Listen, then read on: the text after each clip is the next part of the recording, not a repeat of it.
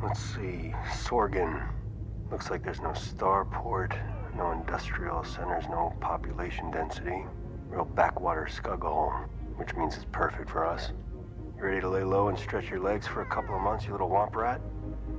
Nobody's gonna find us here.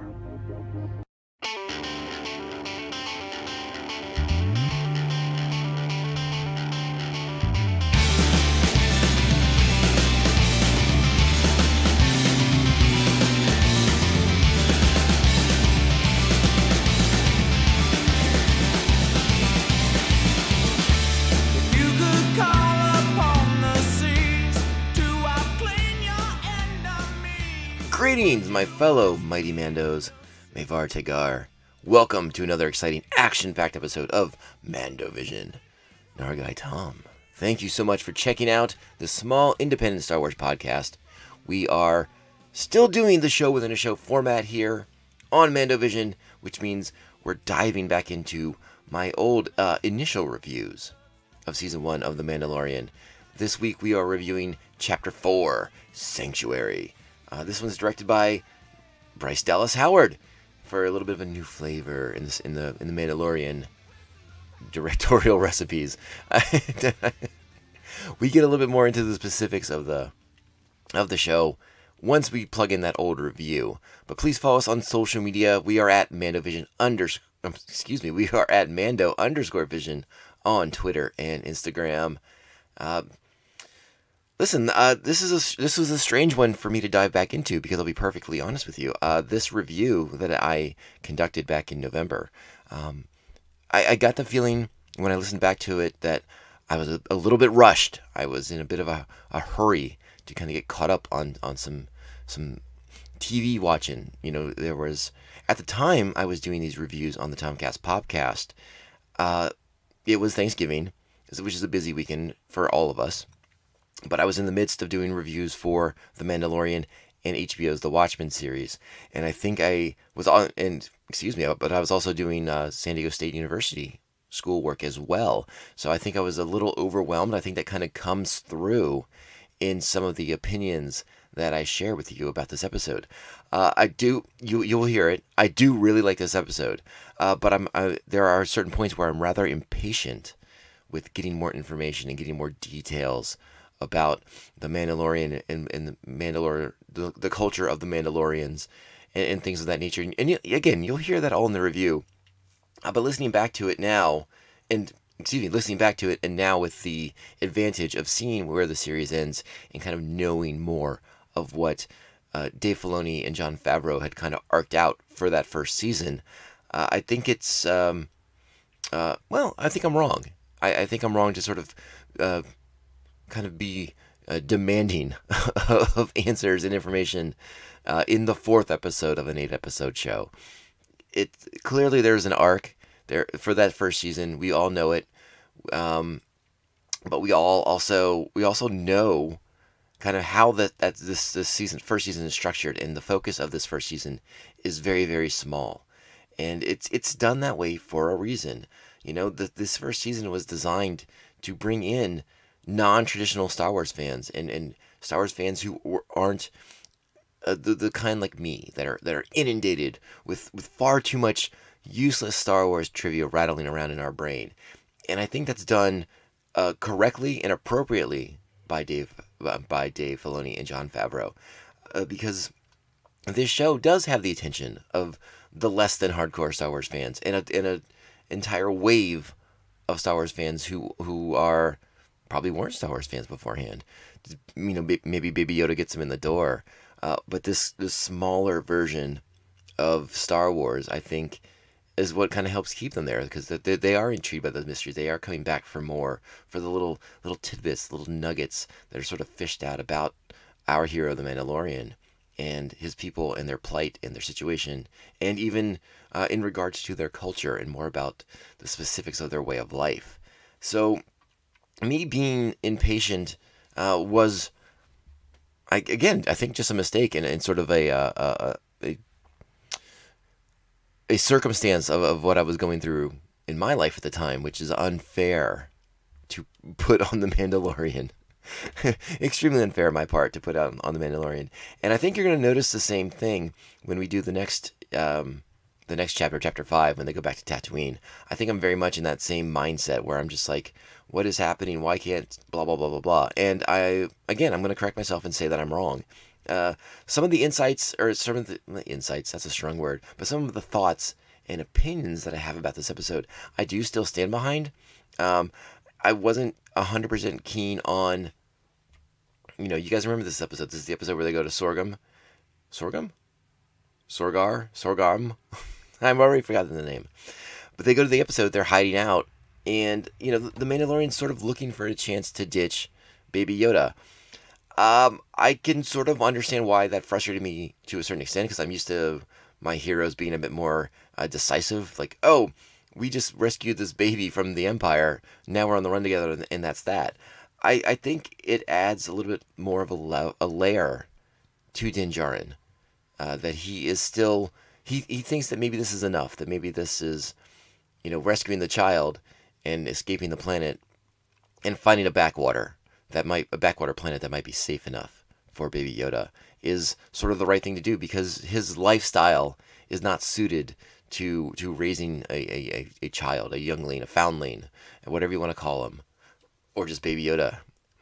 So I had some interesting comments on that situation, and a little bit of my resistance to embrace that. But again, I think it adds a bit of, looking back, I see that it adds a bit of layer as Din Djarin is transitioning from the lone, mysterious gunslinger, sort of bounty hunter character that he is in the first 3 episodes, into this more, I guess, responsible caretaker of this very important child in the Star Wars universe. And it wasn't going to happen overnight. And speaking from a storytelling perspective, it makes more sense as it doesn't happen overnight. I think I'm just sort of heavily influenced by my comic book reading days of yore, where you have Batman or Superman, and they just kind of do these things, and like, oh well, that's the responsibility now, and it's mine. In the real world, there's a bit of more of a transitional period for a person to go through before they can get to that responsibility thing. I would imagine it's much like when you're young and in your 20s, and then all of a sudden you get married and you're having a kid and your life is completely different. I would imagine it's something like that. So you have to kind of transpose the resistance of change onto a person, onto a character. And that's what Din Djarin's going through right now. He's slowly coming around to this child, and their bond is still forming as well. I mean, you see it in the beginning of this episode. You see, Baby Yoda sort of pushing the boundaries of what he can get away with on the Razor Crest as he's flipping switches and pressing buttons all the time. You see Baby Yoda challenging in the sense that, Din Djarin tells him to stay in the ship, don't go anywhere, don't touch anything. And who's side by side when the ramp lowers? Baby Yoda's with Din Djarin. And as we've seen in the new trailer, Din's attitude towards the child being with him is completely changed. Oh, and speaking of that trailer for season 2, guess what? This is on a programming note, this is the first episode that you're going to get this week, which is the re-review of Chapter 4 Sanctuary. But there will be another episode of Mandovision out this week where we break down and we talk about Star Wars news. And a big chunk of that news is going to be the Mandalorian Season 2 trailer that debuted earlier this week. And that's going to drop, if not today, the same day as this episode. It'll be out first thing tomorrow morning, Friday morning. So get ready for that. 2 episodes of Mandovision this week. Back-to-back jacks. Anyways, I think I'm going to dive back into... the episode. I'm going to throw you guys that initial review. But I kind of wanted to give you guys a little heads up on why is Tom being such a cranky bitch about this episode? Because I kind of was a little bit of a cranky bitch. I still enjoyed that episode when it happened. And you'll hear that. I just started getting weird about demanding answers that I wasn't entitled to, and we can blame it for whatever reason, but I think it was a mistake on my part to demand those answers.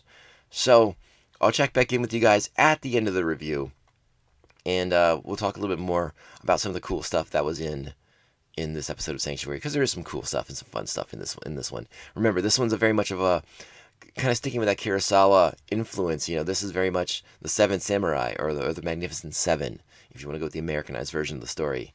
and that's a cool thing. It's always cool to see a riff on that classic piece of cinema. Anyways, I will get out of the way and let you guys listen to the review for Sanctuary. Strap on your buckets.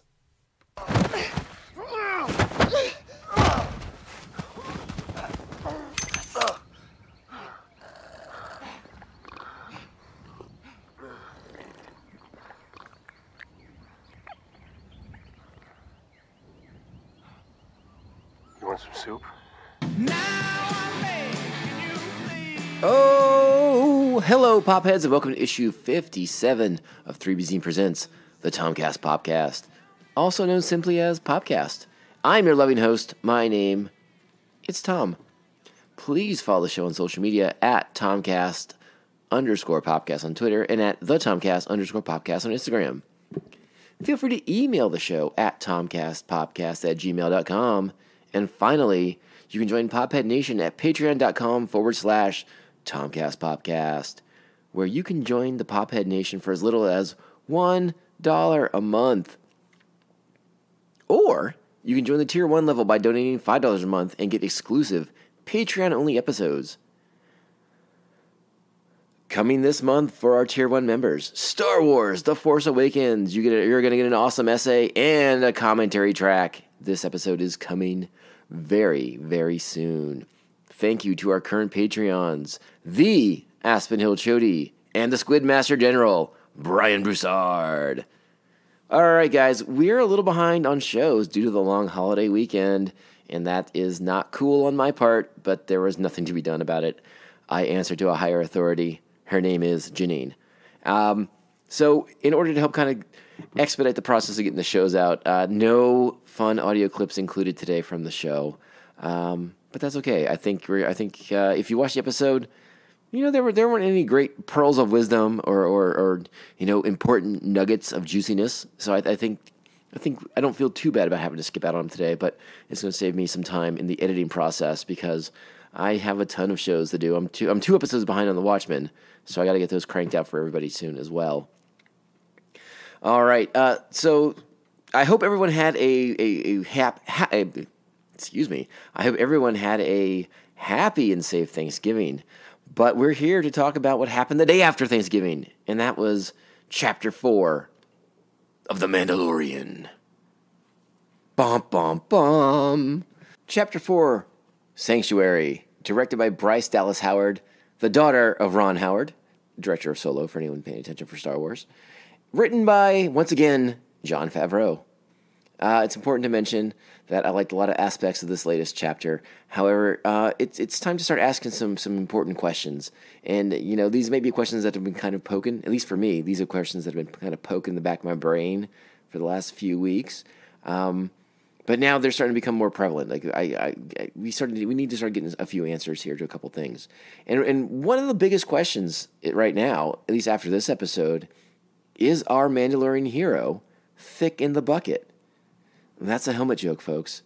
We're going to ask this and more. But first, let's get to the breakdown. All right, this chapter opens on a small village of krill farmers. We see a mother and daughter out among the krill beds. And this is Omera and Winta. Winta is chasing after frogs and generally having a wonderful day when a familiar noise crashes to the ground and Klaatuine raiders emerge from the forest to attack the village and steal the krill harvest. And basically, wreck the day.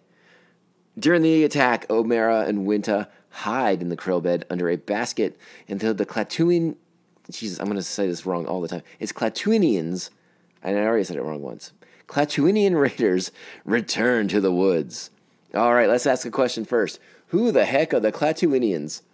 All right, well, in the new Disney canon, we're not quite 100% sure who they are, but in pre-Disney canon, they were a subjugated people and often used by the Hutts as muscle. You can see a few die in Return of the Jedi, mostly at the hands of Luke Skywalker. That's right, lightsabers, baby. Yeah, I don't know why. It was interesting to see the Klaatuinians as the kind of the heavies for this episode, and even more interesting to see them kind of in a low rent Uruk-hai makeup from there's some kind of weird extras from Lord of the Rings.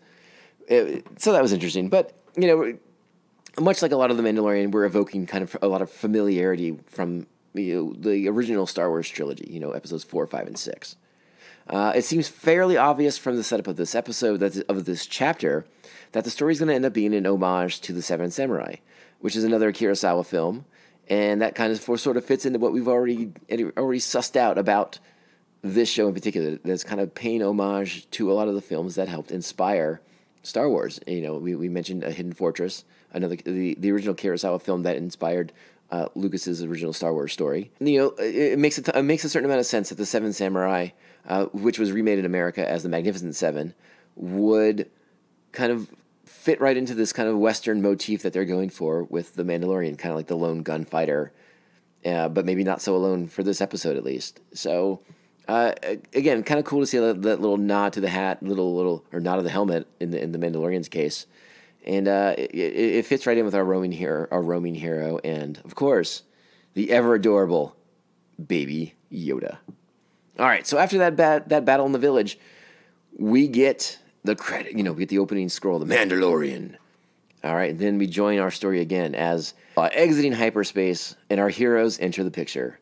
The Mando conducts a scan of the planet below, while Baby Yoda pushes his buttons on the Razor Crest that the Mandalorian would rather he did not. The planet below them is named Sorgon, possibly known for its alternatives to wheat. I think I got that right. A sufficiently backwater planet the Mando hopes will provide a good place to lay low. As they streak into the atmosphere, they fly over the village that we just saw raided. And after landing, the Mando tells Baby Yoda to stay with the ship and not to touch anything. As the landing ramp hits the surface of the planet, we see that Baby Yoda has no intention of staying on the ship, and it's adorable. They head out together for the nearby encampment. Not the same village from the opening sequence. He's not meeting up the Crow Farmers yet. This is a slightly bigger sort of meeting place for travelers to go to. The encampment is some sort of tavern where locals meet to eat and drink. And Baby Yoda, again, doing what he's done a lot of in the series, taking in the sights around him, including a loth cat that fans of Star Wars Rebels will recognize, that snarls and kind of snaps at little Baby Yoda, which made me want to kill that little cat, right? That loth cat right away. I was ready to put that sucker down. You don't mess with Baby Yoda, baby. Not on my watch. As the Mando and Baby Yoda enter, the Mando catches sight of a formidable-looking person surveilling them. Now, the Mando assumes that she's a bounty hunter, because after ordering a bowl of bone broth for Baby Yoda, the Mando sees that she's vanished and leaves Baby Yoda to track her. And again, he tells Baby Yoda to stay put. So the Mando goes outside. He activates he hits a couple buttons on his wrist pad, activates a tracking sensor or a tracking mode in his in the HUD of his in the heads-up display of his helmet, of his bucket, and we get to see him have it's almost like Predator vision in a sense. He's tracking the heat of the footsteps of the female that he saw leave the tavern. A great fight scene occurs with vicious blow after vicious blow delivered by both opponents. And while I'm not going to do a blow for blow recap, the fight eventually ends with both opponents on the ground, blasters drawn point blank. When suddenly both hear a slurping sound from off to the side, they turn to look and see that Baby Yoda has followed with his bowl of bone broth and is just enjoying the spectacle of it all while slurping that delicious, delicious bone broth. All right, we have just been introduced to Cara Dune, played by Gina Carano. She's a former Rebel shock trooper, which I don't think I'd heard that term before, I'll be perfectly honest with you. But now I want to know more about shock troopers because Cara Dune and Gina Carano are totally badass. So more please. She turned into a deserter after the New Republic. After the rise of the New Republic, basically, she was part of the rebellion. She wanted to fight the Empire. And once the New Republic became a government, she kind of got turned into a babysitter for politicians.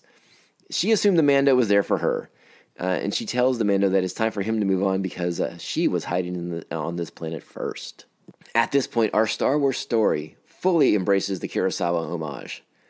Two locals from the Krill village have finally tracked down the Mandalorian as he prepares the Razor Crest to depart Sorgon. Initially, he declines to help as they cannot afford him, And the villagers, as they're leaving, upset that they were unable to hire someone to help them with their predicament, they mentions how remote their village is, and it's going to take them all day to get back to it. This catches the ear of the Mando. Because this is an even better spot to lay low. So the Mando, tracking down Cara Dune, extends the offer that they can hide out together in this very remote krill fishing village. Also having Cara Dune is going to be a big help for him to deal with these Klatooinian raiders, okay? He's not a one-man army. I mean, he kind of sort of is, but let's be honest, we've seen him get beat up by a lot of things so far. So he probably should get a little backup. All right, so Cara, the Mando, and Baby Yoda arrive in the village where they quickly make friends. Where Baby Yoda quickly makes friends with the other children. And the Mandalorian makes a connection with Omera, that widow that we met in the opening scene. And she seems to be rather familiar with Mandalorian customs. She offers to leave a plate of food for him off to the side so that once she leaves, he can take off his helmet and eat in peace. And this scene's pretty interesting because we get to learn a few nuggets from our Mandalorian hero, and we learned that the Mando has worn his helmet since he was, rescued by Mandalorians as a child. So we saw a little bit of that in the previous chapter. When the Mando went back to the Enclave before he got his Beskar armor suit, we saw little Mandalorians running around with their helmets on. All right. Later on in the show, through this scene, we come to realize that a Mandalorian cannot remove his helmet in the presence of others, and that there are consequences for this. Now, there is a lot of contradiction, and I guess contradiction is the best word I'm going to leave it at. It's probably the most accurate, because in this new Disney Star Wars canon, we've seen Mandalore. We've been there on Star Wars, the Clone Wars series, and on the Star Wars Rebel series. We've been to Mandalore. We've seen Mandalorians, Mandalorian warriors, and they don't really seem to have much of an issue removing their helmets in front of anybody, let alone people who are non-Mandalorians.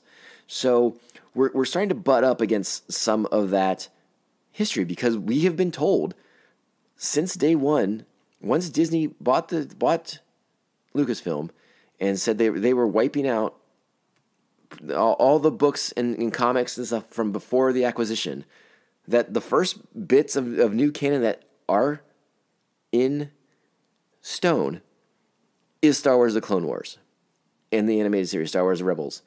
And so we have to take that at their word. So where's this coming from? Again, this might be another case of them, and when I say them, I mean the executives over on the Mandalorian and at Disney, particularly probably Jon Favreau and Dave Filoni. They're going even further back into the mythos that was sort of developed early on about the Mandalorians in comics and other short stories and stuff like that. In several stories involving Boba Fett, when in the presence of others, the Mandalorian had to go through extraordinary steps not to take his helmet off in order to not blend in necessarily, but to, if he wanted to have, hiking through the desert and he needed a sip of water, he had like some kind of special like straw thingy because he couldn't take his helmet off in front of Dengar or whatever. It's like I said, it goes back to some of the old mythology of the characters where that was centered around Boba Fett in particular. But that was all prequels. This is all before George Lucas came up to the plate and said, hey, by the way, I'm going to make episodes 1, 2, and 3 now. It's happening. And, you guys all remember episode 2, we meet Jango Fett. And Jango Fett is a dude who has no problem with his bucket off in front of people. So a lot of that stuff kind of was like, what's that all about? So, I mean, but that's how it works when you're licensing a property. And you're trying to build an expanded universe, but then the creator of that expanded universe comes in and says, no, I'm doing this. And so you have to kind of adapt and fold it in different ways and kind of make it work as best as you can. But you also have to acknowledge the fact that that very same creator could come in and do the same exact thing and screw you over all over again. It's complicated to license properties and to make any impactful changes in the canon. But to the people who worked on the Star Wars expanded universe in that canon, credit to them. A lot of them rolled with it, and they tried their best. So this is kind of a throwback to prequel Mandalorian lore. How's that going to fold in with what we've seen from Star Wars Rebels, from Star Wars The Clone Wars? I don't know. Are these Mandalorians that we're following, is this Mandalorian and that enclave that we've seen, are they some kind of isolated faction? There are parts in this episode where the Mandalorians are referred to as a tribe. So is this a very separate tribe from what we've seen come before? Right now we're just inferring, and it's kind of hard to say with any certainty what direction they're going to go in. But these are one of the things we have to kind of start getting a little bit more clarity on. And if that's not in this season, then hopefully it'll be in season 2, which apparently is in... I have to double check. I'm not 100% sure if they are in production or pre-production right now. But season 2 is a go, and they're moving ahead with things. So we're hopefully we get answers this season, or at least some answers to kind of explain a little bit more. I'm okay with you teasing it out. You don't have to give it to us all in a giant spoonful that we have to process over weeks and weeks and weeks. Tease it out a little bit, but just start giving us something here, because right now there's a lot of guessing going on. Okay, so at this point we get the Mando and Cara Dune reconning in the forest, attempting to track down the Klatooinian raiders, and kind of get an idea of their numbers, their strengths, where they are in relation to the village, things like that. It's at this point that Dune and the Mando discover that the raiders have the equivalent of a weapon of mass destruction on their side, because they find the footprints of that very familiar sound that opened the show. They have a footprint of the AT-ST, the All-Terrain Scout Trooper, affectionately known as the Chicken Walker. So they go back to the village and they attempt to tell the villagers that this is fucking hopeless, because nobody has anything on this planet that's going to penetrate the armor of that AT-ST. But those of us who've watched Return of the Jedi know that if a bunch of Ewoks can take it down, I got good money on the Mandalorian and a former rebellion shock trooper as well. So the villagers reply that they tell them, we're not going anywhere. Fuck off. This is our village. We're not leaving. So the next plan, the Mandalorian was like, you know what? Fuck it. We'll train you to fight. Let's see what happens. And we'll come up with a plan to deal with that AT-ST. So questions coming out of this is, how do a bunch of Klatooinian raiders have an AT-ST? Meh. At this point, the Empire's in tatters across the galaxy. It's possible that some Imperial warlord is selling off, Imperial assets to gain funds, to fund his own lifestyle, or to fund some kind of something else that we're not aware of, fund his army, fund some kind of revolution somewhere. And they're doing that by selling weapons. I mean, we've heard of this in the real world. It's not uncommon. It's also possible that this is some kind of salvage, that perhaps there was an Imperial battle on Sorgan, and this is a remnant of that battle, and the Klatooinians were able to get that thing working. Maybe it wasn't in that bad a shape overall. It's unknown. Or perhaps there was a old Imperial base that the Empire just walked away from and left a bunch of gear there. Who knows? It's not explained, and that's kind of a bummer, because I'm kind of curious about it personally. But we'll take it for what it is. They have a AT-ST. Now, maybe this will play into the more grand plot of the story. Now remember, we are in chapter 4 of an 8-chapter season 1. And we still haven't met the Giancarlo Esposito's character yet, who we know is supposed to be kind of like the heavy of the season. At least that was the way he was sort of billed. So I'm curious if he is perhaps the warlord who is selling assets to pirates and to raiders and stuff like that. I don't know. That's speculation. And we have plenty of time for speculation later on. All right, so after a fun training montage in which we learn that O'Mara is somehow, some way a crack shot, Mando and Dune infiltrate the Klatooine Mando and Dune infiltrate the Klatooine compound, and it doesn't go as smooth as planned, and it leads to another fun fight scene, this time with the Mando and Cara Dune teamed up, and they have to blast their way out of the camp, which is when the AT-ST gets fired up and chases them back to the village, which is kind of what they want, because that is where the trap for the AT-ST awaits. Seeing the AT-ST get fired up is really cool, because they do a nice job of, they illuminate the cockpit of the AT-ST in a red light, and it looks like it gives the AT-ST these red, like, demonic eyes. And I thought it was a very cool little touch, because whenever we've seen the AT-ST or the Chicken Walker being deployed by the Empire in Empire Strikes Back or in Return of the Jedi, it's in daytime battles. So it was kind of cool to see it in this night light, where you get that optical effect of it has red eyes. It was very, very neat. All right, so battle ensues, and the villagers fight, and they fight surprisingly well. I'll be honest. It's one of the more PG-rated battles I've seen in the Star Wars universe in a while. And they ultimately prevail after Mando and Cara are able to eventually get that AT-ST to step into their trap. I'm not going to elaborate too much on all that stuff. Fight scenes are fun. I don't need to give you a blow-by-blow. You more likely watch the episode, because if not, I'm ruining it for you already. So I hope to God you've watched the episode. And that's the bulk of the episode. So life in the village returns to normal in the weeks following the battle. And Baby Yoda remains as cute as ever with his new friends. And this is where we get that line about the Mandalorian helmets and the consequences for removing it. In a conversation with Cara Dune, she's sort of urging the Mandalorian to stay here with the farmers and have a happy life with O'Mara, who seems to be really digging that Mandalorian mystery vibe that he's got going on. So she asks, like, what's the deal? Like, why can't he take that helmet off? And the Mandalorian says that, once removed, Mando cannot put it back on ever again. And Dune just kind of like shrugs it off. It's like, whatever, that's dumb. And yeah.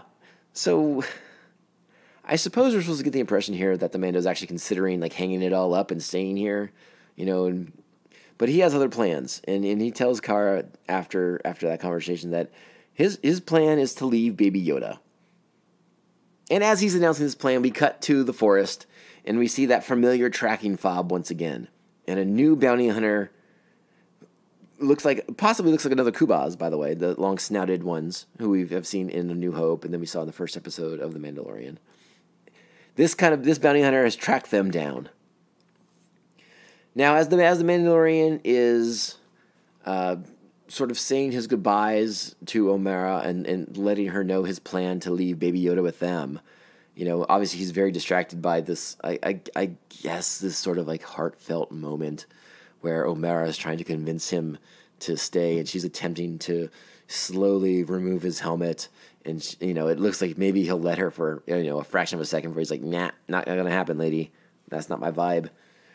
And so he's distracted. He's not paying attention. Clearly, the Mandalorian's eyes are no longer on the prize, as protecting the most important thing in the history of everything, which is Baby Yoda.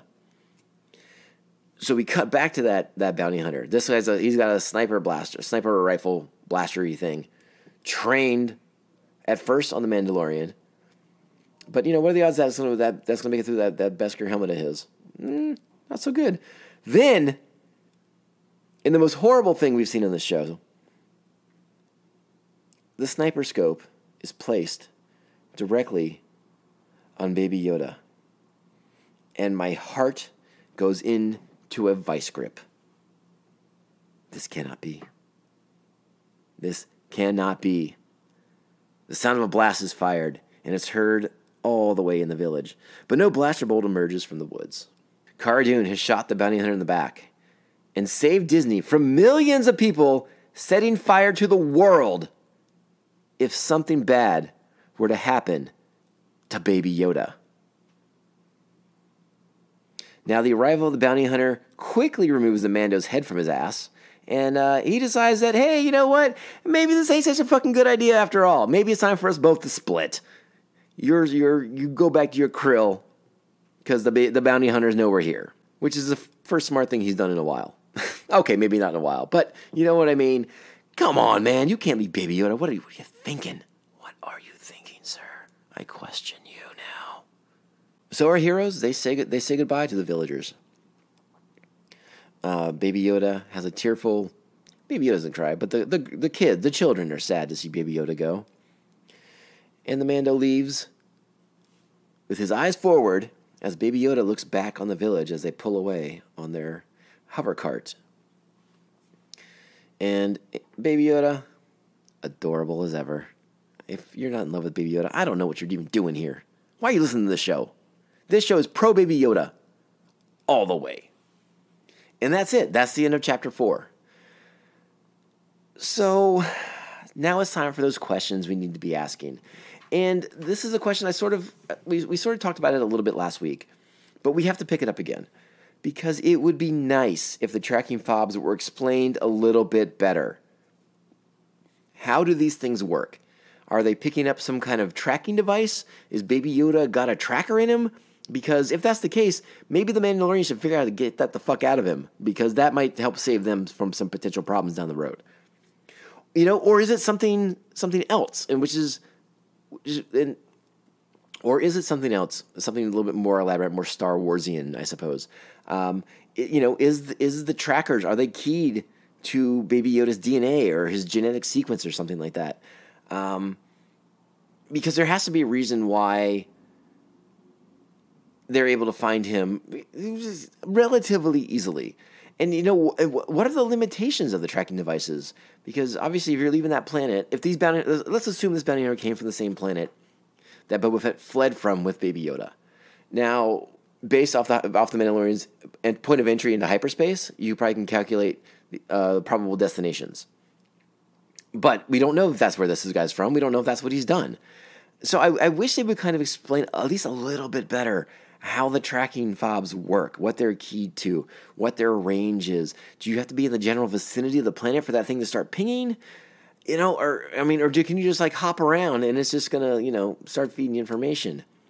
We gleaned a little bit of information back in episode 2 that the tracking fobs at least are providing some kind of real-time data because that group of Trendoshans were able to track down the Mandalorian and Baby Yoda as they were on the move, across that planet, when they were traveling beneath the surface there in those little canyons. I guess I just want a little bit more clarity on how this thing's working. And because, the Mandalorian as a bounty hunter maybe should have some counter solutions for how to deal with the tracking situation. Just a thought.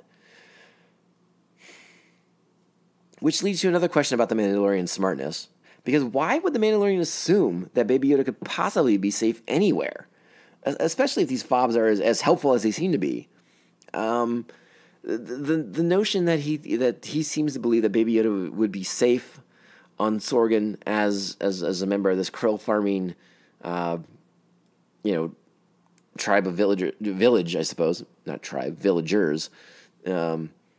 It's, I don't know, it seems like a bit of a leap. It seems like all of a sudden, despite the effort that the Mandalorian went through in Chapter 3 to rescue Baby Yoda, now it seems like he's ready to be done with it, and it's a little bothersome to me. And, again, it's just kind of bumping up against me. You make this choice, you make the sacrifice, and now you're just trying to ditch the kid. I get it, you want to keep the kids safe, but why do you think that's going to be the destination? Obviously, these tracking fobs are back working again, and people can find him. So I don't know. Again, this is why I need more information about the radius, the range of that tracking fob, because I don't understand why he could possibly think that kid was going to be safe if he just leaves him there. Eventually, at some point, somebody's going to come across him and kill him and collect the bounty, and the Mandalorian would be nowhere to be found. So, the Mandalorian needed a little bit of a kick in the ass on some certain things in this episode. And hopefully we can put this whole, I need to find someone to take over for me as the protector of this child. Fuck that. We know what this show is. Let's stay in our lane here, okay? Let's not try to, farm out responsibility for Baby Yoda. You are the one. You found him in the first episode. You rescued him in the third episode. Let's move on. You're just the kid's protector. That's how it's going to be. All right? Deal with it.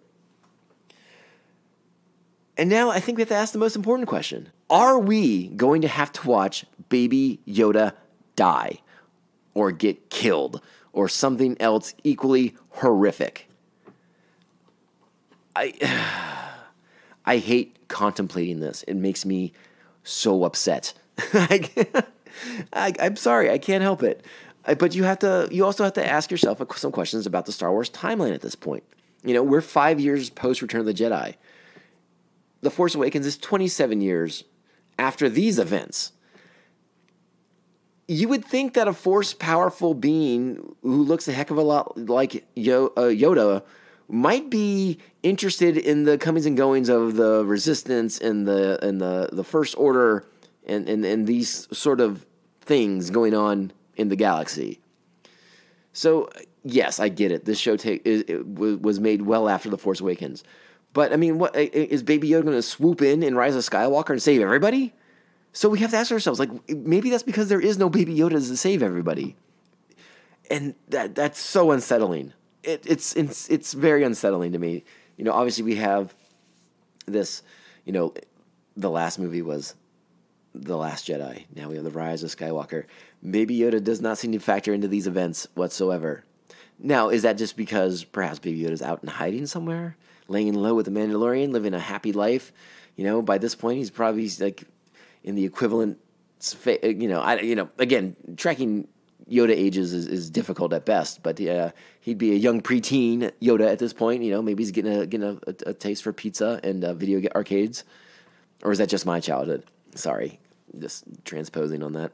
It bears consideration, and the thing I think I'm most concerned about, as far as the fate of Baby Yoda is he gonna do a self-sacrificing kind of thing in order to save the Mandalorian in either the climax of this season or at some point in the future? I mean, we've seen that Baby Yoda can wield the Force, but it takes a lot out of him so far, especially at this young age.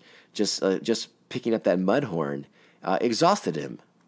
So are we going to see something on the scale of Luke's sacrifice in The Last Jedi, where he basically just put all his effort and energy into that Force projection in order to save the Resistance? Is this going to be a case like that? Is Baby Yoda going to sacrifice himself to save the Mandalorian? I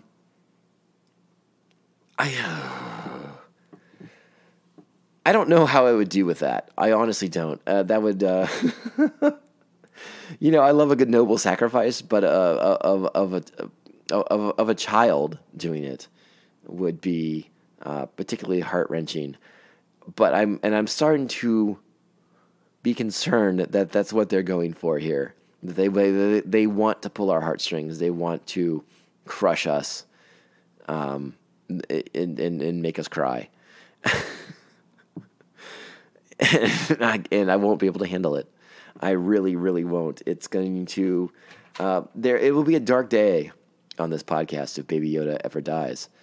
In fact, it would probably just be me drinking heavily. I wouldn't even have beer. I would move straight to the hard stuff. We'd be on to bourbon or possibly even scotch, and it would just be me openly sobbing into a microphone for at least 45 minutes. That's not a threat. That would actually be what happens. I'm pretty sure. Boy. So dark questions. Let's hope it doesn't come to that with Baby Yoda. Let's hope that maybe I'm reading this wrong, because I hope to God that I am. But let's also hope that the Mandalorian gets his head out of his ass, because I don't need any more of these. I'm going to find someone to take the kid and protect him so I can go back to being a rogue man of mystery. Dude, you broke the guild's code. You're a wanted man too. They're not just going to let you back into the guild. You probably have a bounty on your own head as well at this point. So I'm waiting to kind of see if that shakes out any further. Again, we're four chapters into an 8-chapter first season. So we're at the halfway point. We finished the halfway point. We're now in the back half of the season. Let's see what's going to happen next. A lot could happen. A lot could not happen. So far, it's been an enjoyable ride. Like I said, I did not unenjoy this episode. I did not hate this episode. I actually enjoyed the episode quite a bit. But those questions are starting to become bigger things to think about. And if you guys have any thoughts on those topics or any answers, you know what to do. Find me on the social media at Tomcast_podcast on Twitter, at the Tomcast_podcast on Instagram, TomcastPopcast@gmail.com. Let me know. Tell me what's up. Because I'm concerned. I don't think the show's going to become bad, just for the record. I'm not saying that at all. But I'm mostly just concerned about Baby Yoda's fate. I really am. But we got 4 episodes left. The schedule stays pretty consistent before that gap around Christmas time, and I think it might actually be a gap right around the time of Rise of Skywalker. Trying to give people some time to go see that flick. So maybe Baby Yoda does save the day, and that's why they have to space out the episodes. I mean, I read it wrong. Baby Yoda's going to save everybody. He's going to show up in the Razor Crest and drop a bomb on Emperor Palpatine's head, and it's going to be amazing. Can you imagine Baby Yoda with like a Mandalorian bucket on his head, his little green ears sticking out the sides of it? Be phenomenal. Be so worth it. Oh, make that action figure. Come on. People will buy it. All right. Clearly, I'm rambling at this point. Let's wrap it up. Thank you once again to all you guys who have been listening to these Mandalorian episodes. They are an absolute treat for me to do. And I want to continue doing them for you guys. So please keep listening. And if you don't want to listen, just download them. That's fine too. It's okay. I won't know the difference. And okay, so I just gave you guys the social media. So let me thank my current Patreon members, the Aspen Hill Chody and the Squid Master General, Brian Broussard. And if you want to become a member of Pophead Nation, just like those lovely individuals, you can head over to patreon.com/TomcastPopcast, where you can join Pophead Nation. $1 a month, get you in the door. You're a member of Pophead Nation. Right on. Or if you feel like kicking a little bit more, $5 a month gets you into that tier 1 level, gets you the special bonus episodes of the show.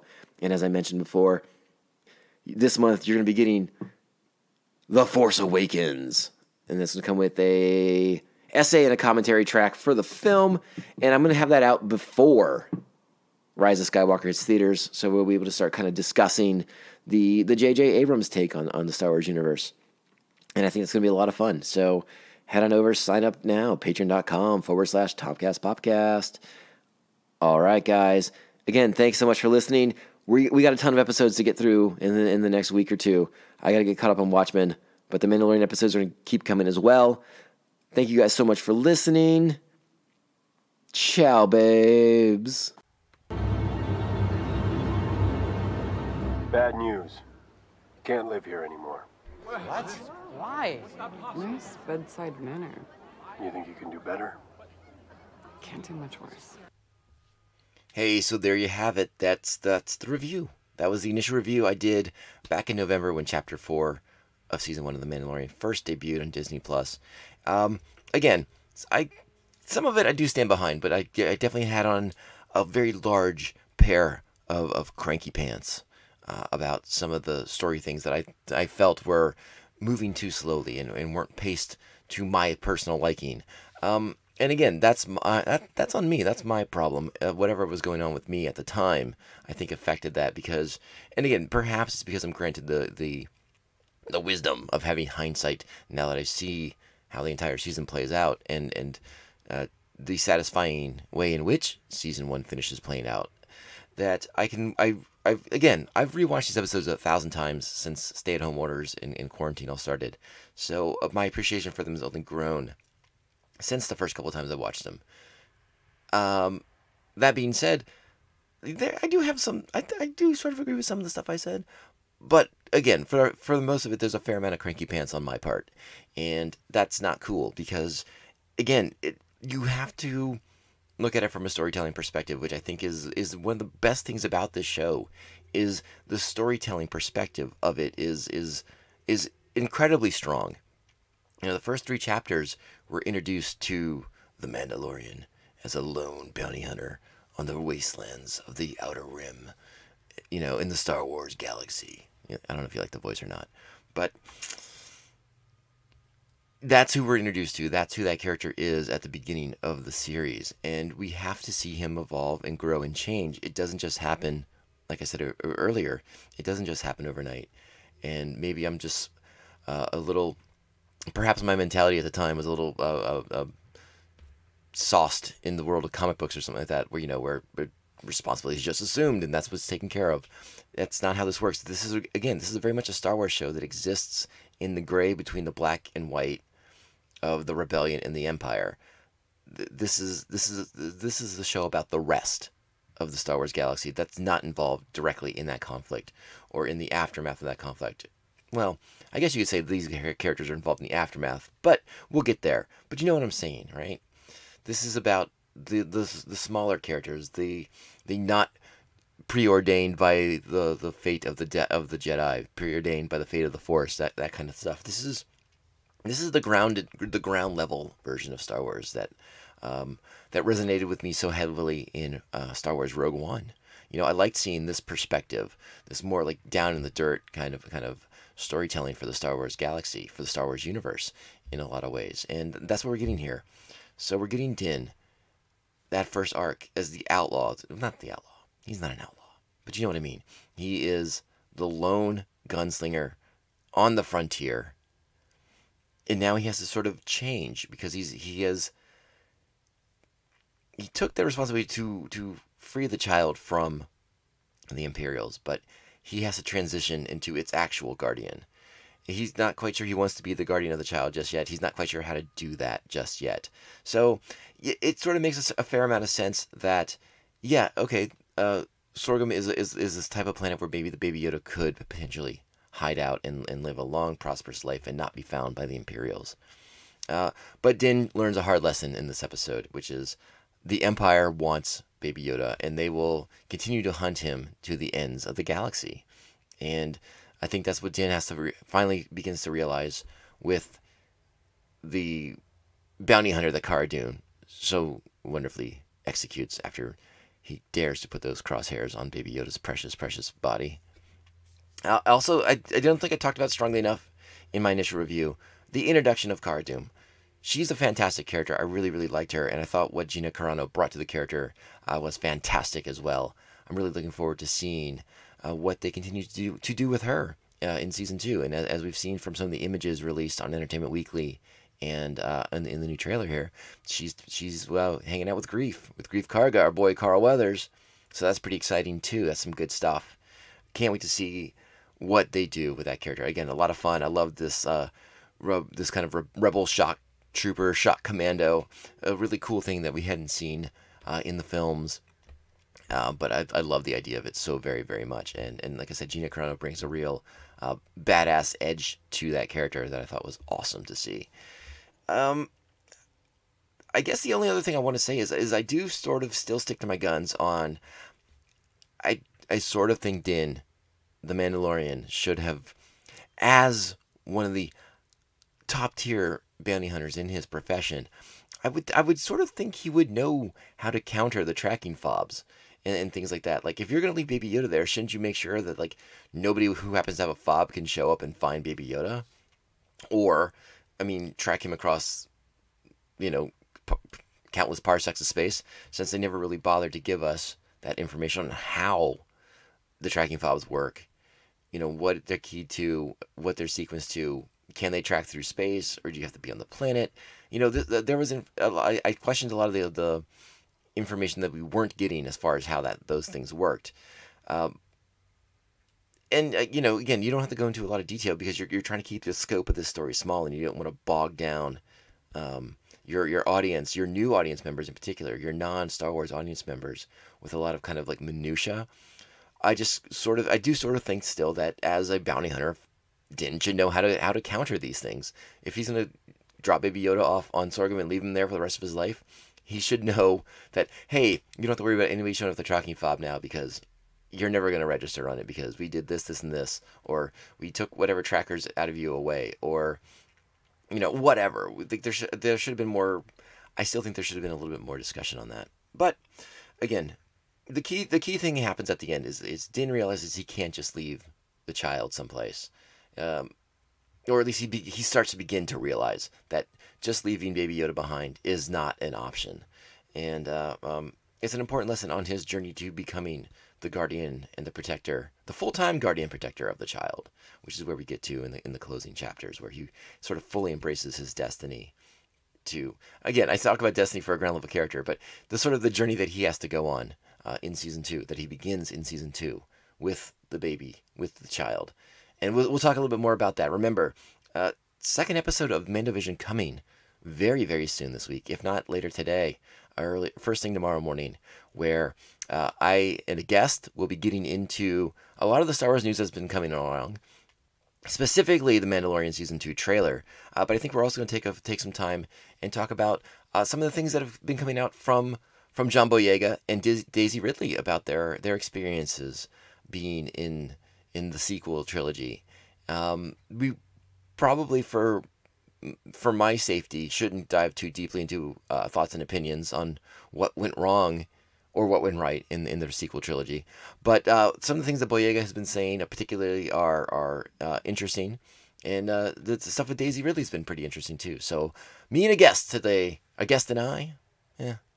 we'll be just discussing further all the comings and goings in the Star Wars universe. Because again, this show is Mandovision, but it's not just about revisiting episodes of The Mandalorian at this point. No, we're doing Star Wars news. It's part of the show. So we're going to interrupt the Revisiteds to do a news episode. I'm going to share that with you guys immediately. Guys and gals and theys and thems out there. Sorry, we're trying really hard to get the pronoun game under control. I apologize about that. Again, I want to thank everyone so much for listening to this podcast. Doing a Star Wars podcast is basically the dream that I've had forever and ever and ever. And while Popcast does talk about Star Wars, this being able to focus on Star Wars and just kind of deep dive into all the crazy corners of fandom and the old canon and the new canon and talking about crazy obscure characters. That's what we're going to do in this podcast. You want to talk about Dr. Evazan? You want to talk about Ponda Baba? We'll do it. This is the podcast for it. This is the podcast for you. One more thing before we go. I wanted to talk a little more about the Omara character, the mother. Is anyone else really intrigued, kind of curious about a little bit more about her backstory? She seems to have a good understanding of Mandalorian culture. She knows how to shoot. Is she perhaps a former Mandalorian? Is that a backstory to be revisited in season 2? Did she have a relationship with a Mandalorian at some point, and he taught her their ways, or she taught her their ways? There's a lot to go on. I mean, we don't know who the father of her child is, obviously, but it's something to be curious about. They left a lot there. I would not be surprised if that's something to be re-explored in season 2. Just more food for thought. Think it over. All right, now we'll wrap the show up. Again, thank you so much for listening. Please follow us on social media. We are at Mando_Vision on Twitter and Instagram. You can email the show. You can do that at tomcastpopcast@gmail.com. And that's all I got for you guys. Thank you so much for listening. We're going to be back again very, very soon. Remember, this is the way.